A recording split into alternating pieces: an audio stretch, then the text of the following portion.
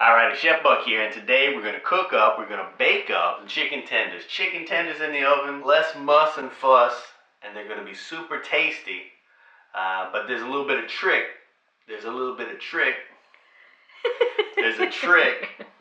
a thing that we got to do that's going to make them a little tastier. Woohoo! Anyway, we're using a little bit of a chicken breast. These are some thin sliced breasts. I usually buy whatever's on sale or whatever's cheap. This was buy one, get one free. Sometimes I'll buy the ones that are already cut up into tenders. And the thing is, if you buy them like this, then you can slice them into whatever size you like. And you can make some nice long strips of tenders. Alright, so we got them cut up, sliced up into some nice chicken tender shapes. And now we're going to season them up. And this is the first thing you want to do, before you start getting the other stuff ready.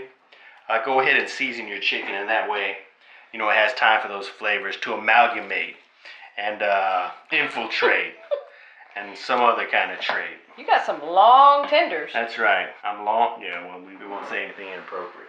So now we're going to season them up. Boom, going to put a little bit of salt in there.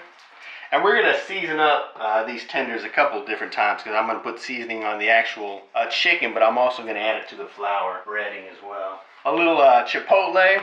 You can just add some chili powder in there if you want. I like using chipotle, to get that nice smoky flavor. Throw some paprika just for the heck of it. A little bit of garlic powder, and be very generous with your seasonings. And some onion powder because, it was easy to reach. So let's go ahead and get these seasonings mixed up here. Get it rubbed all over. So could you use one of your favorite rub recipes? Yeah, you can use any kind of seasonings, any kind of rub you want. You just want to add some flavor. Alrighty, so now that you've got your chicken seasoned up, we'll set it aside. Alright, so since we're using lean white chicken breast meat, it doesn't have enough fat. So we're going to add fat, to our dish here so that it's nice and juicy and succulent. And we're going to do that with some butter. Butter! So we're going to add butter to our breadcrumbs. Whoa. Boom. So I'm going to melt some butter in this pan right here. And you can use as much butter as you like. You don't have to use a lot. I got like 3/4 of a cup right here, but you can just use a half a cup. You can use a whole cup. Alright, so we'll melt that up. And then we're going to add breadcrumbs. Boom, and I'm using PANKO breadcrumbs. Because once you go panko, you never go back. Oh shoot, I forgot something. I forgot my hot sauce. This is another thing I wanted to do. Here, come on over here before I forget. Hot sauce. Oh, in addition to the chipotle? Yeah. Because wow. We did hot sauce last time and it was really good, so I'm going to do it again.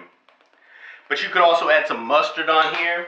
You could add some Worcestershire sauce, whatever you want. Seasoning it up early on, man, that's going to make all the difference.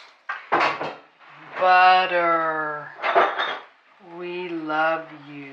Alrighty, so our butter is melted up. Boom, so I'm going to turn the stove off because it doesn't need to be hot. It just needs to be melted up. And it looks like a lot of butter, but I'm going to put a lot of breadcrumbs in here. You need a lot of breadcrumbs. And although this seems like a lot, boom, it's going to be instantly absorbed by these breadcrumbs. So you just want to put it in here and give it a stir. And that butter is going to disappear.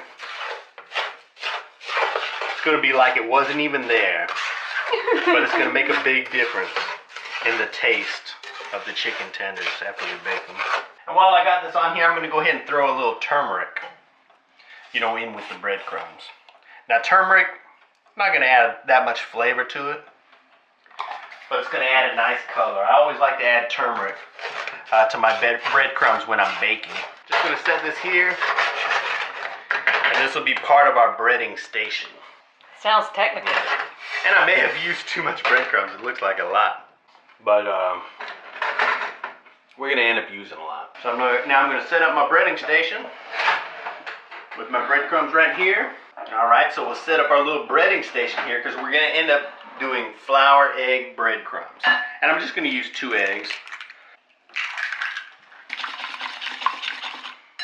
We've got, nice butter flavor in here. We've got our chicken meat seasoned. I'm going to go ahead and season the flour a little bit too. I like my stuff super duper flavorful. What do we do? I'm just going to throw some garlic powder in here. I'll put a little bit more paprika. Go ahead and mix this up. A little bit more salt. Alright, so we got our flour. Boom, I got a baking sheet. And I'm just gonna throw a little layer of oil on here. So let's get down to it. Alright, we'll get that out of the way so I ain't slipping around. Alright, so now we're just breading up our tenders. Boom, we're gonna throw them in the flour, generously coat them with the flour. And that flour is gonna help the egg to stick. So we coat it in the egg and then we throw it in the breadcrumbs. Boom. And then the egg is going to help the breadcrumbs to stick. And I like having a lot of breadcrumbs so I'm not having to fool around with it. Just get a nice coating on there. Boom. There you have it. Alrighty, so we're nearing the end. And I added another egg in here because I actually needed 3 eggs, which I usually just use 2, but I guess I'm being overly generous with the egg. But generous is good, and I didn't add any more breadcrumbs. As you can see, I had like such a super duper amount of breadcrumbs, but they're almost all gone. So, I was very generous with the breadcrumbs, but that's going to make all the difference. And see how nice and golden those already look? Because we added the turmeric in there, and we've got the butter in there. So they already look pretty nice even before we put them in the oven. Alrighty, now I'm going to slide them into the oven. And I've already got this oven preheated at 425 degrees. So we're going to let them cook away for 10 or 15 minutes, something like that. Then we'll take a peek at them and see what's happening. Alrighty, so it's been going for 10 minutes. Woo! Well, really about 13 minutes, because I probably talked for a few minutes before I set the timer. So 12 or 13 minutes, you can see it's already starting to brown up a little bit. But we're going to go ahead and give them a flip. Bare-fingered. Look at that, they're browning on the other side too. They smell really good already. Yep. Boom!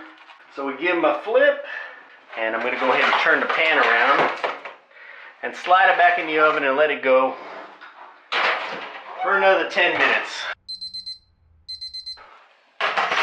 So about 25 minutes altogether, almost 25 minutes altogether for cooking time. So we'll let them cool down here for a second before we eat them. We're going to go ahead and mix up a couple sauces here real quick. I want ranch dressing for chicken tenders, but I don't like just like regular ranch. So I like to add a little bit of wasabi to ranch dressing. Gives it a nice little bite, makes it less bland. And then we're going to have a honey mustard sauce too. I already just pretend that sound didn't happen. And we're not using yellow mustard, man. Use a fancy pants Dijon, some kind of stone ground mustard. You know, rich people mustard, and then we'll just throw a little bit of honey on there. And you know, use whatever kind of dipping sauce you want. You know, barbecue sauce is good for chicken tenders. That's all you need for honey mustard sauce is honey and mustard. You don't have to be Stephen Hawking to figure that out. So there we have it. Boom, a couple of quick chicken tender sauces. Got some leftover beans here, heating up on the stove. So that's all we're going to have, some beans and some chicken tenders and some dipping sauces. It's like we're going through a fancy drive-thru. Alrighty, so there you have it, delicious chicken tenders in the oven. You know, it's not completely pain-free to make, but they're so good.